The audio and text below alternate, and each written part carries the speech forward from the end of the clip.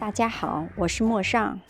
今天要去的这个地方啊，我估计啊，即使你居住在墨尔本，如果你本身对淘古旧货没有浓厚的兴趣的话，大半也不知道这个地方。为什么呢？因为它离墨尔本 CBD 有些距离，最主要的是它隐藏在工业区里面。到底是怎么样的地方呢？跟我一起去看看吧。Restored to her youth beauty. Stately trees seem to brush the deep blue sky, and clouds billow to form majestic peaks. 看，就是这个 Waverley 精品旧货市场，位于墨尔本的东南区 Glen Waverley。这个市场是由经营者租赁了仓库改造而成的。进门以后，给人的感觉就像是穿越回了过去，几乎所有的东西都透露出强烈的年代感。我第一次来这里的时候，非常惊讶于它里面的空间的巨大，有上千平米。根据介绍，有差不多240个摊位。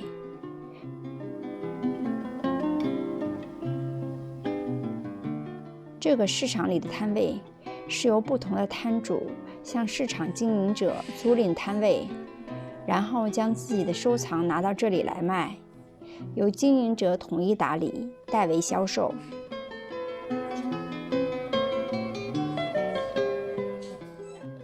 所以行走于这一排排的摊位之间，可以发现每个摊主的兴趣爱好都不一样。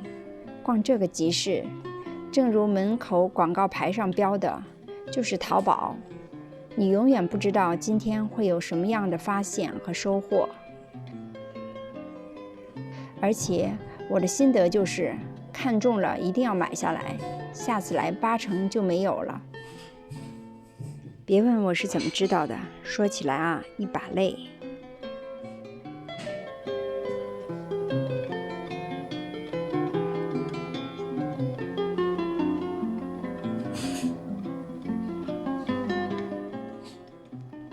有些摊主喜欢把商品分门别类的摆放，方便了我们的选购，同时也更容易发现感兴趣的东西。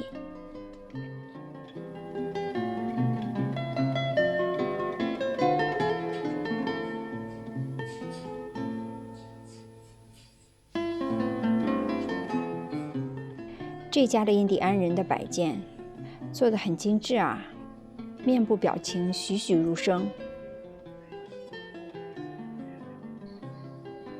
这2艘帆船模型也挺精致的，感觉也有些年代了。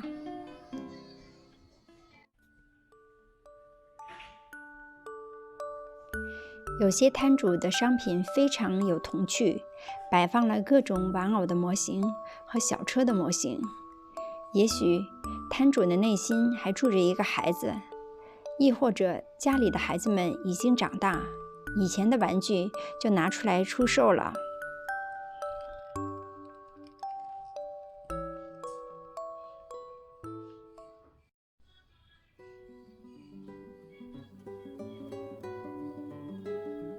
更多的摊主的商品不仅仅局限于某一类，各种商品都有点儿多而杂，这就需要有一双慧眼，从摆放的众多的商品中挑选心仪的物件。逛这种二手市场啊，就是要抱着一种淘宝的心态，东看看西看看，在一个不起眼的角落，在众多纷杂的物品中淘到自己喜欢的物件，真是一件爽歪歪的事情。淘宝的最大乐趣就在于此吧。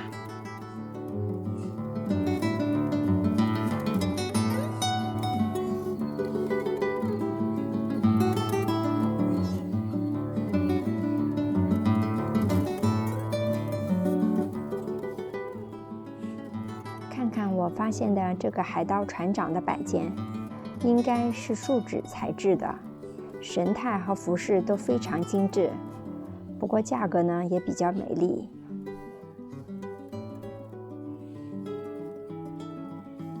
感觉这里的摊主好多都是专门做这种二手买卖生意的。商品虽然是二手的，但是也是经过挑选才拿到这里来卖的。价格比起像慈善二手店和周末市场卖的二手货，普遍偏高。不过这也可以理解，毕竟进货也要花时间和成本，还有租金也是成本。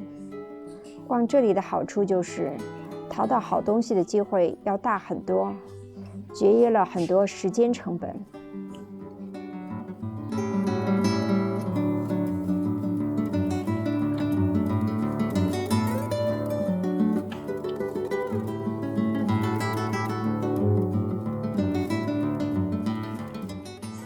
好多年都没有看到这种卖黑胶唱片的了。如果家里有唱机，买了这种怀旧的老唱片听，还蛮有感觉的。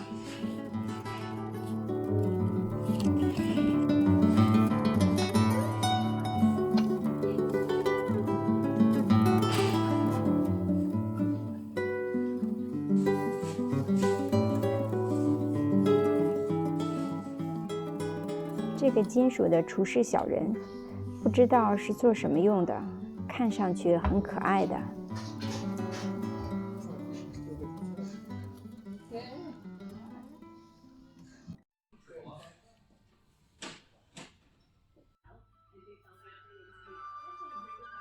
澳洲本身是个多元文化的移民国家，移民中有很大比例是亚洲移民，所以在这里看到许多亚洲风格的物品也就不足为奇了。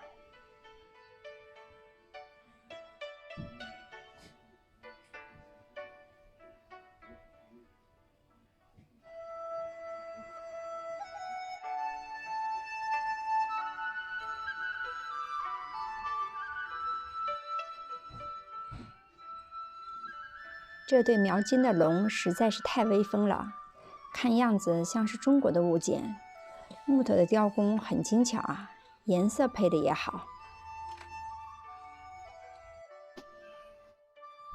在澳洲还挺多见这种木雕的盒子的。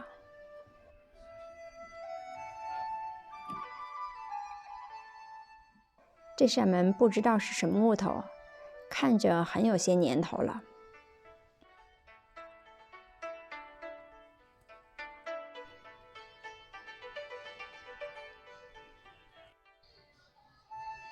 这个像是中国仕女图，看不出以前是做什么用的。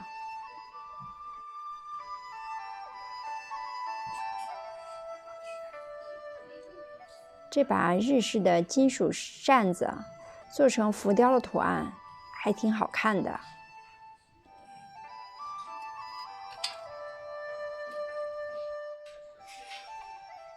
发觉啊，这里来自东方的物件还是蛮多的。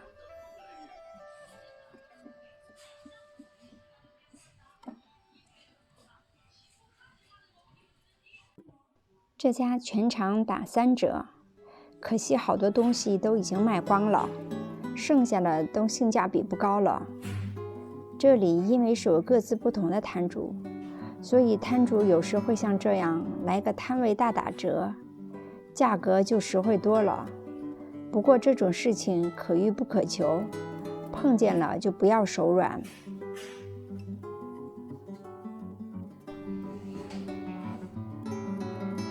这里有些商品看上去还真是只是旧货，比如说这把刀，看着斑驳的成色，奇钝无比的刀刃。再看这个价格，75刀可真是价格不菲啊！这就让我想起以前看到的一则新闻，有人在后院拍卖花3美元买到了一只碗，后来经过索斯比拍卖行评估，这是一只中国北宋时期的碗，距今已经有1000多年的历史了。全世界仅有的另一只相同年代、类似大小和花纹的碗，被珍藏于大英博物馆。再后来，这只碗被拍卖出了220万美元的高价。看看这只碗，要让我这种不懂行的来看，还真是粗糙啊。所以在这个市场里，可能越气棒不扬的东西，越有可能是古董。这把刀说不定就是古董呢，否则都对不起它这高昂的价格。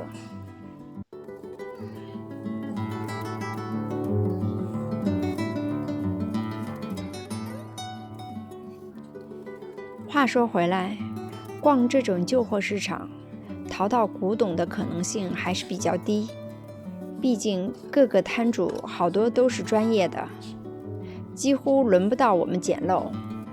不过来这里逛逛，淘些有特色的物件还是可能性很大的。这里这么大，兜兜逛逛也算是一种另类的休闲购物方式吧。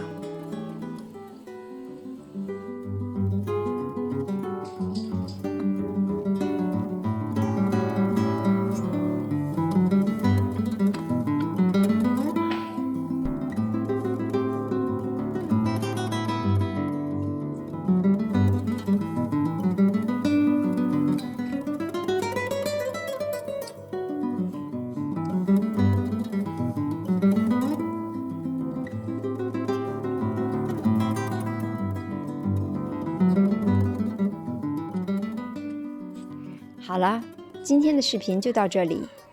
如果有小伙伴感兴趣这个话题，我以后再介绍下澳洲其他的二手物品买卖的好去处。如果你喜欢我的视频，就请订阅、点赞、转发吧。你的支持是我做视频最大的动力。OK， 各位，我们下期见。